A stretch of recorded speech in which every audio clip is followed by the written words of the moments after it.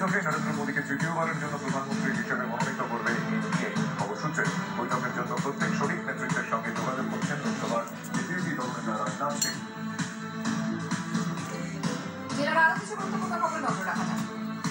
মহকুমা হলেও ধূপগুড়ির আশীর্বাদ পেল না তৃণমূল। লোকসভা ভোটে ধূপগুড়িতে পিছিয়ে থাকলেন তৃণমূল প্রার্থী। লোকসভা নির্বাচনে ধূপগুড়িতে 6,329 ভোটে পিছিয়ে পড়ে তৃণমূল প্রার্থী বিমল চন্দ্র রায়। 5 মাস আগে ধূপগুড়ি উপনির্বাচনে জিতেছিল তৃণমূল। উপনির্বাচনে 4,309 ভোটে ধূপগুড়িতে জিতেছিল শাসক শিবির। উপনির্বাচনের আগে মহকুমা তৈরির কথা বলেছিলেন অভিষেক। উপনির্বাচনের পরে ধূপগুড়িকে মহকুমার মর্যাদা দেয় রাজ্য সরকার। ওদের ফল ঘোষণা হতে ডানকুনিতে পশ্চিমবঙ্গ দোল বাজার তৃণমূলের শ্রমিক নেতাদের বিরুদ্ধে কাউন্সিলরদের